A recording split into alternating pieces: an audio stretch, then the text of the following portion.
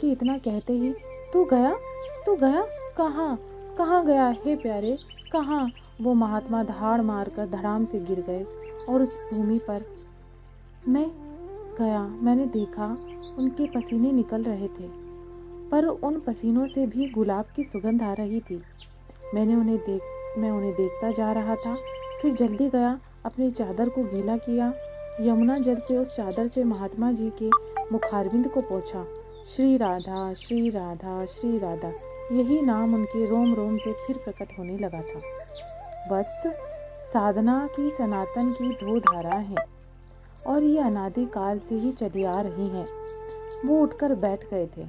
उन्हें मैं ही ले आया था देह भाव में। उठते ही उन्होंने इधर उधर देखा, फिर मेरी और अपनी कृपापूर्ण दृष्टि डाली। मैं अपने हाथ जोड़कर उनके सामने खड़ा हो गया। वो मुस्कुराए, उनका कंठ सूख गया था। मैंने तुरंत यमुना जी की ओर दौड़ा और थोड़ा सा यमुना जी का जल ले आया। एक बड़ा सा कमल खिला था, उसी के पत्ते में मैंने यमुना जी का जल भर लिया और उन महात्मा जी को पिला दिया। वो जाने लगे तो मैं भी उनके पीछे पीछे चल दिया। तुम कहाँ रहे हो वत्स?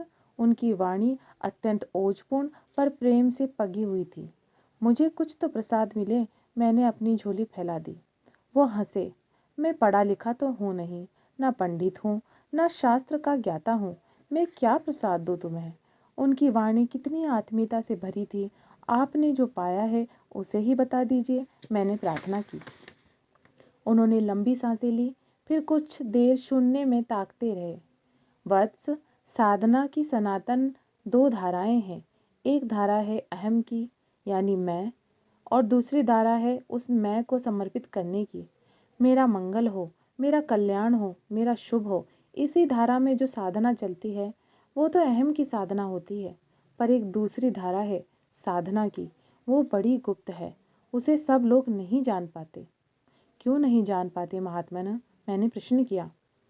क्योंकि उसे जानने के लिए अपना अहम ही विसर्जित करना पड़ता है, मैं को समाप्त करना पड़ता है।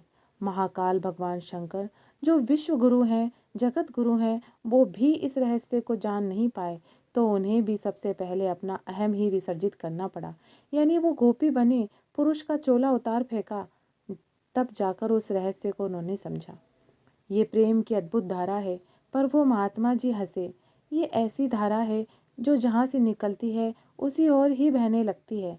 तभी तो इस धारा का नाम धारा ना होकर राधा है, जहाँ पूर्ण अहम का विसर्जन है, जहाँ मैं नामक कोई वस्तु है ही नहीं, है